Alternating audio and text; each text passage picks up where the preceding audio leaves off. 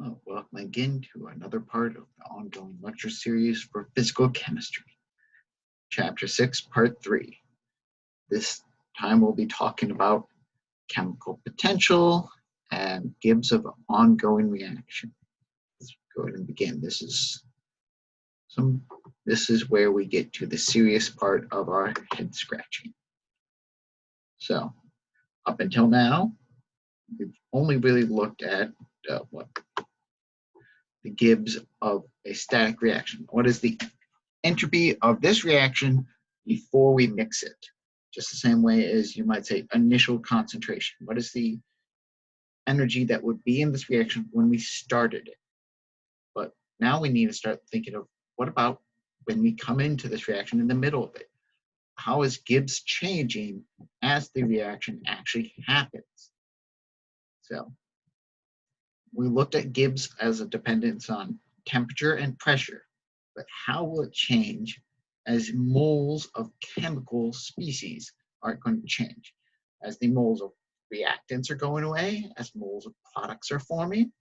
So we can break down delta G into its each individual changing factor.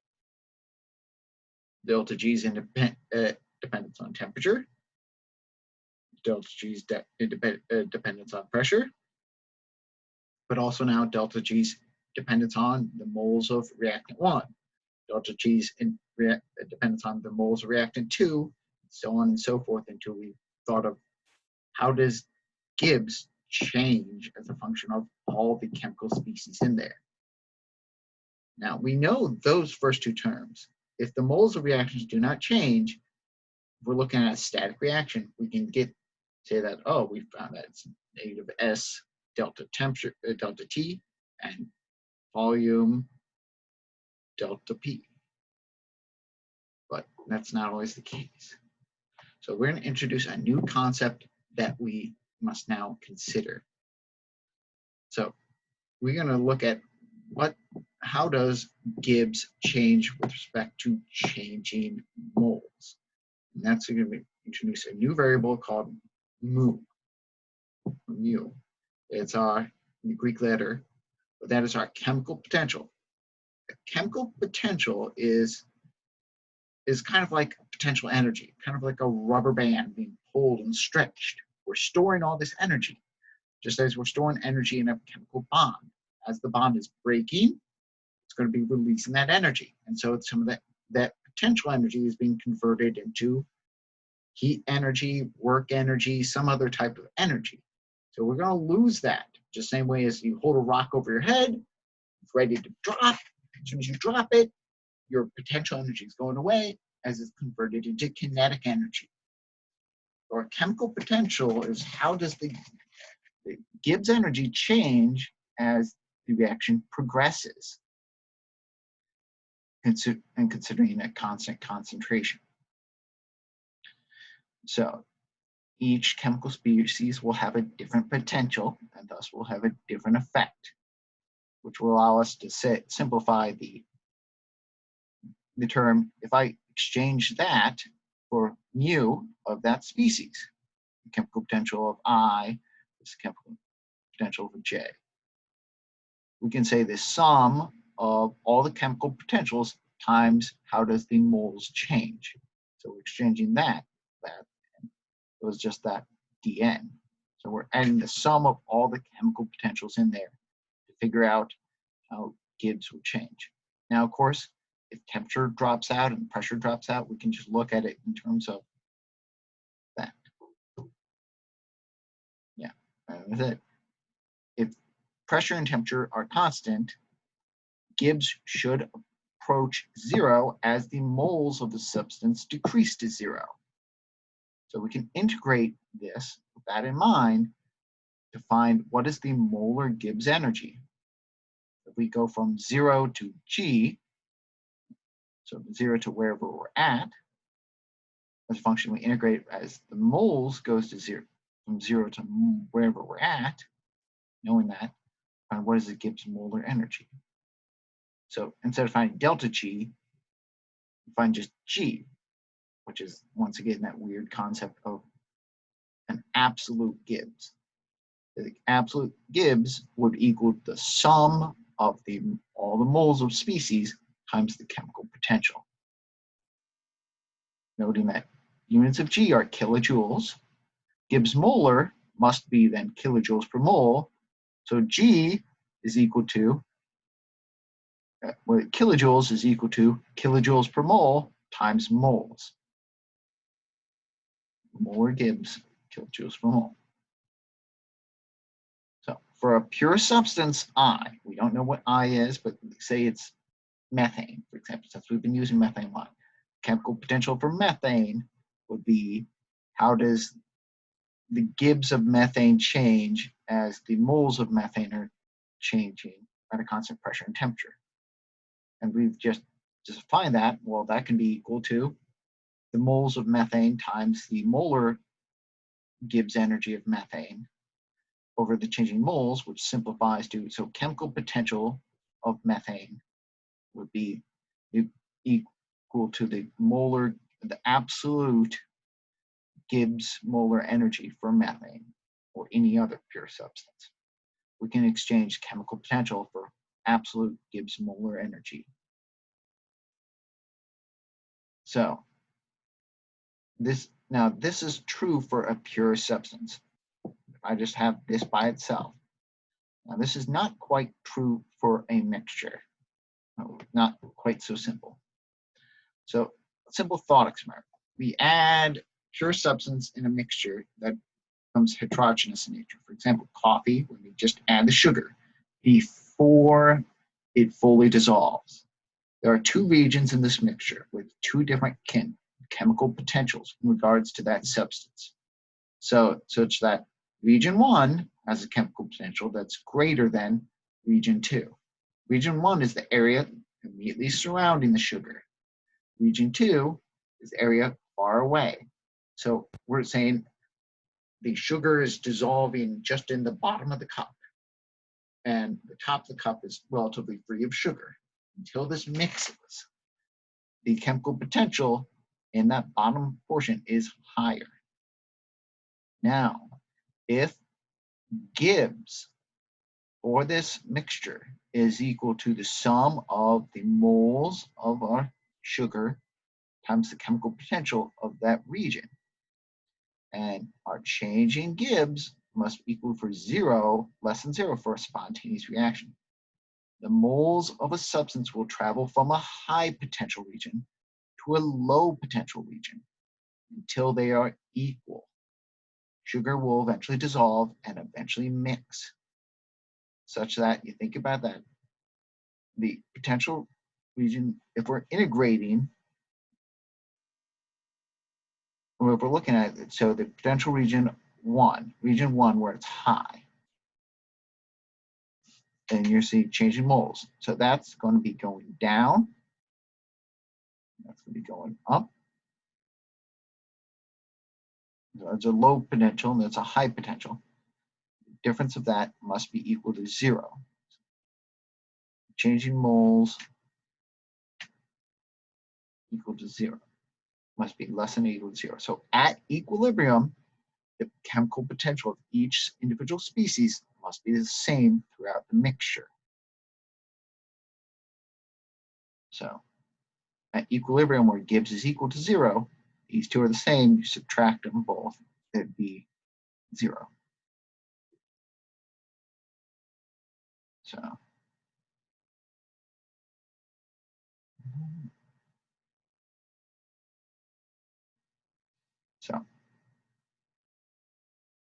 there's our statement there that they say, okay, if this is a small positive number and this is a large positive number, subtract them, you get a negative number.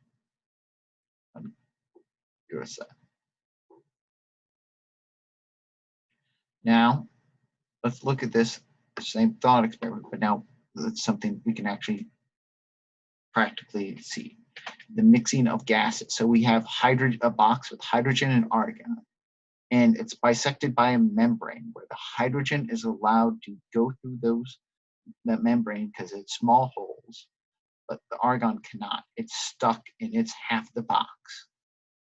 So initially, the two gases will start separated, but as time progresses, hydrogen will pass through that membrane until the chemical potential on both sides are equal. So we're saying we have two situations. We have the chemical potential of pure hydrogen, the chemical potential of pure argon, and hydrogen will disperse until the potential on the left side and the potential on the right side are the same. So that the chemical potential of pure hydrogen would equal the chemical potential of the mixture of hydrogen. Now, because we said chemical potential is the same as our absolute molar Gibbs energy, and that Gibbs energy, a function of T and P, and we can say, well, that's Gibbs, and we're adding RT. How does the pressure change? So as the pressure, as it's mixing, the pressure on the left side would be going down, pressure on the right side going up, because more gas is on the right side than on the left.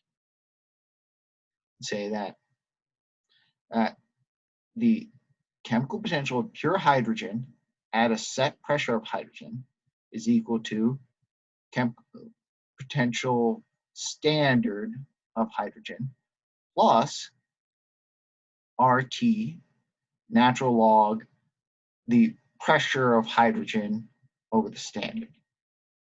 So what is the pressure change? And that must also be equal to the chemical potential of the mixture at that same pressure. So chemical potential, basically what it says is chemical potential of a gas in a mixture will always logarithmically depend on its partial pressure. So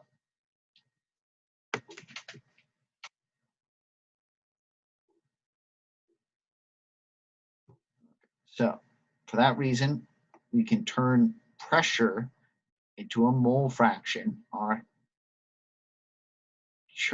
key.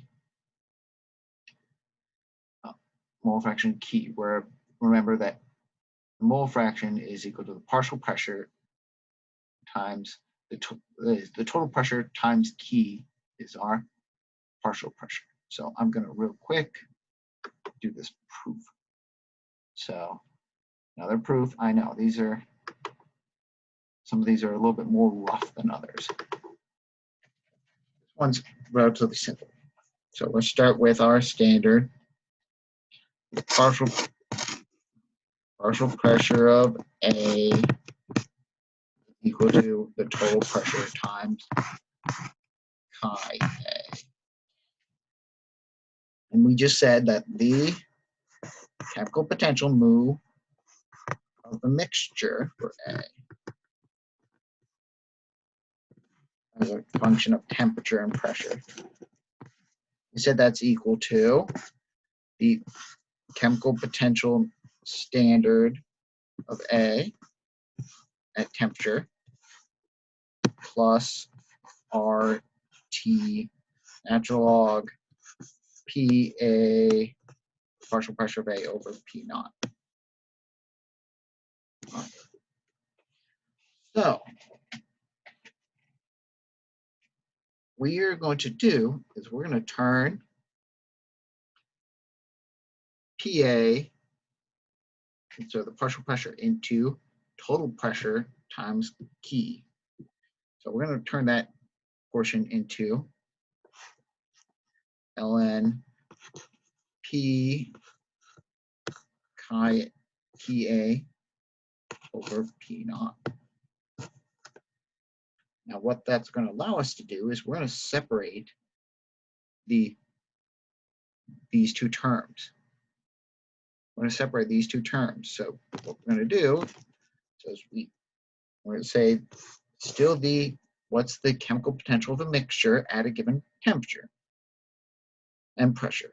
We're going to say that's equal to the chemical potential standard of A at the temperature plus RT ln P over P naught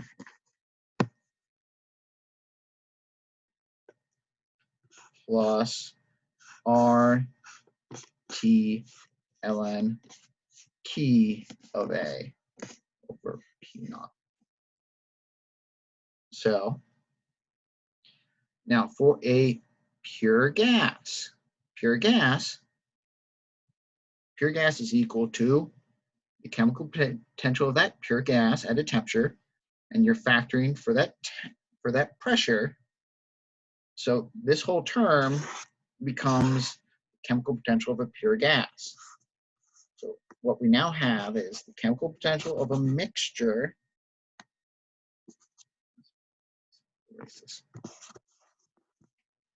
Chemical potential of a mixture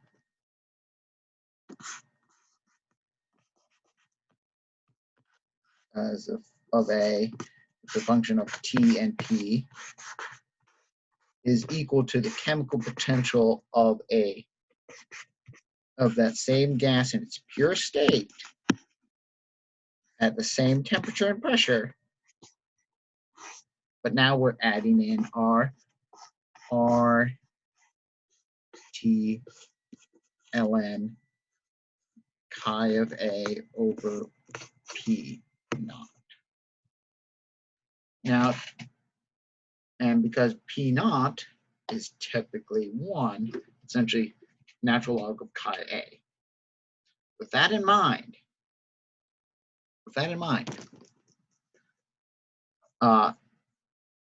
let's think about it. Natural log of any number, natural log of a positive number, a number that's greater than 1, is always equal to a number greater than 1. It is always equal to a positive number. A natural log of a number that's smaller than 1 is always equal to a negative number. So because the nature of a mole fraction is always less than 1. So what does that mean? The chemical potential of a mixture is always less than the chemical potential of a pure substance. Gases will always mix at a constant pressure due to this nature of we flow from high potential states, pure state, to low potential states, a mixed state. So we can calculate how much chemical potential is lost as a function of what is the mole fraction.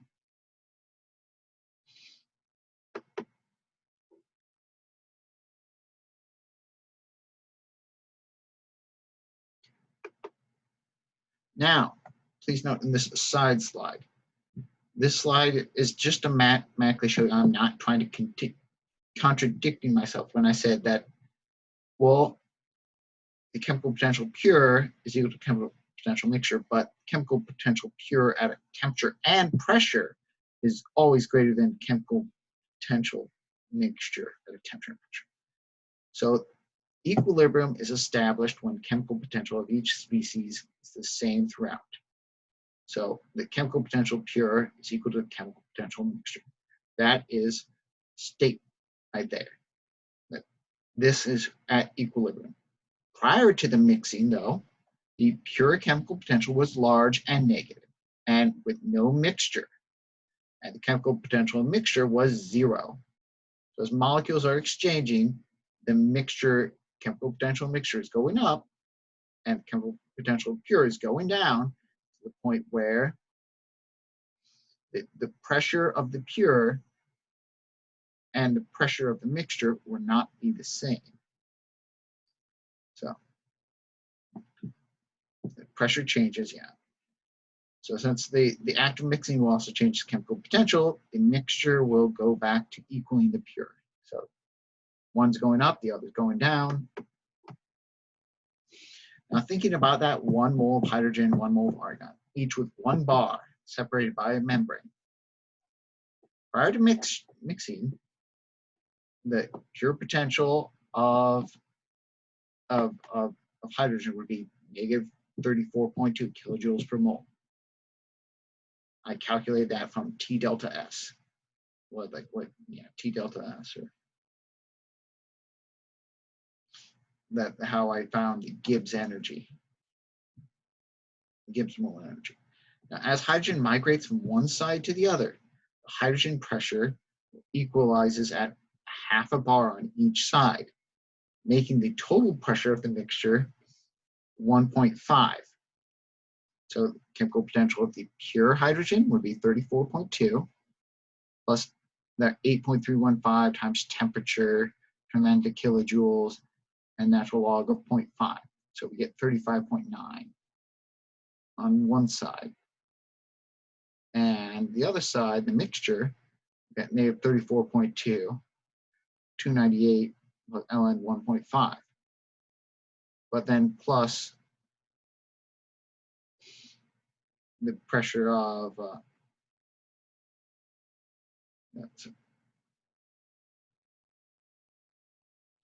so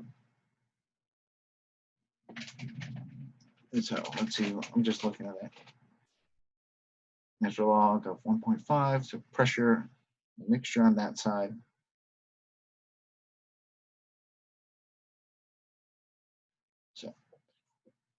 So we're considering the pressure of the pure plus the mixture. Now, however, pure hydrogen, and I say 298, if we add the 1.5, we get negative 33.2. So looking at this statement that under equilibrium situations, they end up being the same.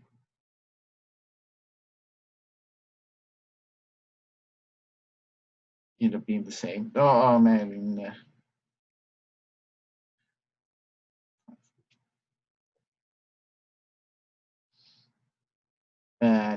But under the initial conditions, they end up being different. So this one's greater than this one at negative 33.2. And that one being what, 35.9. Just sorry, look. 0.5 bars on each side.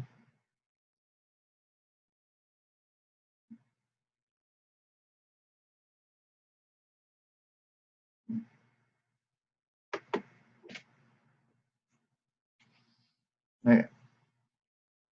So now looking at that same hydrogen argon box, except now we remove the membrane and allow both sides to equally mix.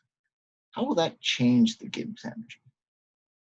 So we're going to learn to calculate a new thing, our Gibbs energy of mixing.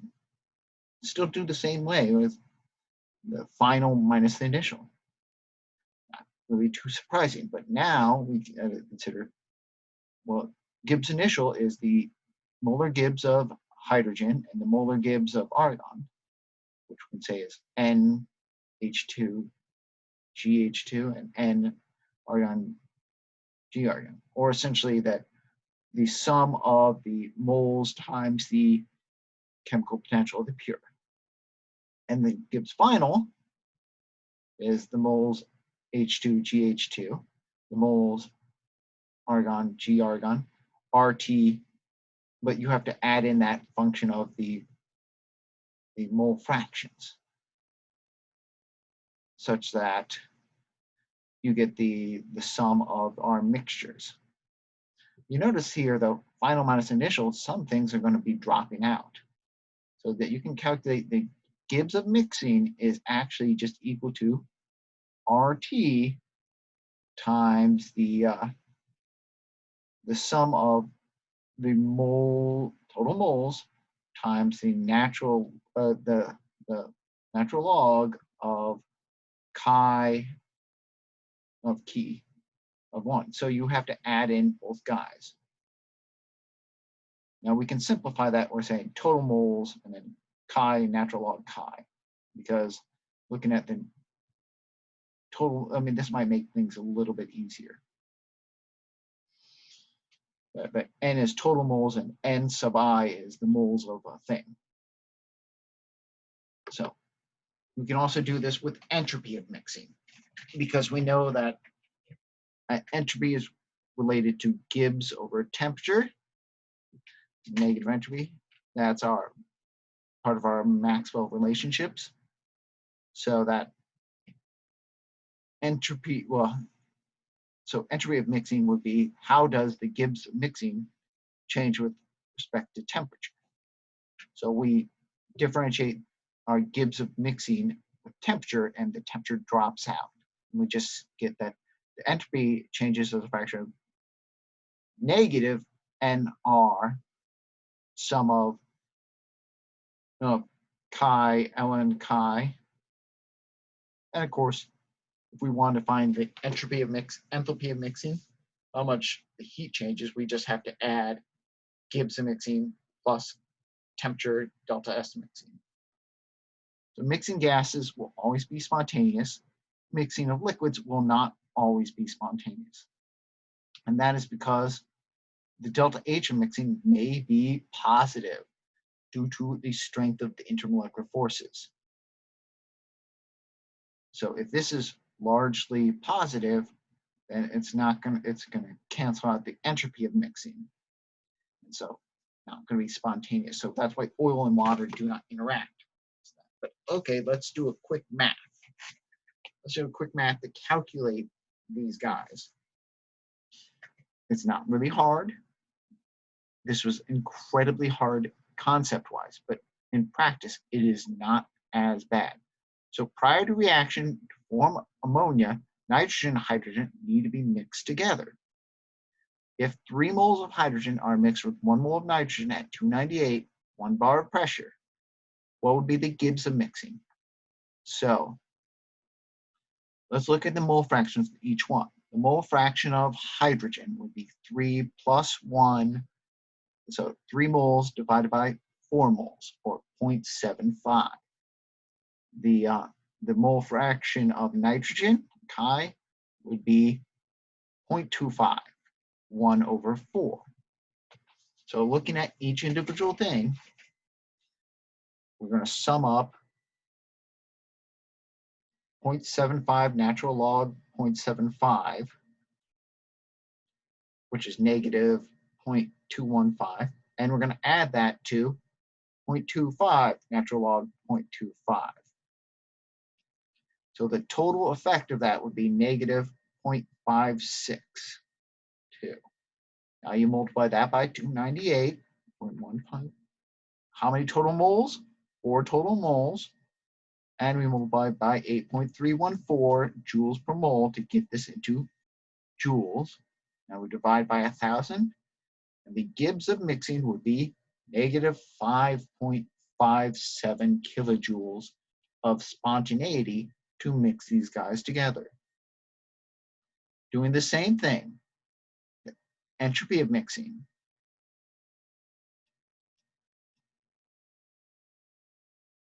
We're doing the same thing, except we're not including the 298. So we can just factor that out, and we're changing the sign. So, and we probably want to leave that into joules, because this is going to be units of joules per mole Kelvin. It's going to just be joules per Kelvin, because we've already taken out the moles. So this would be 18.7 joules per mole Kelvin.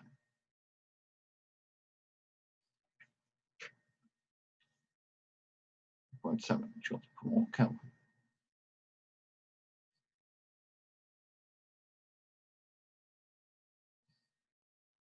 Now,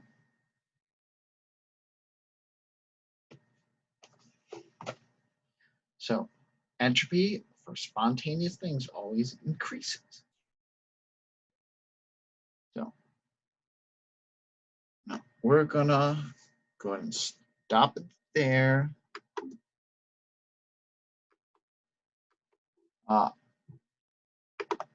And we're gonna look as we keep going in the future.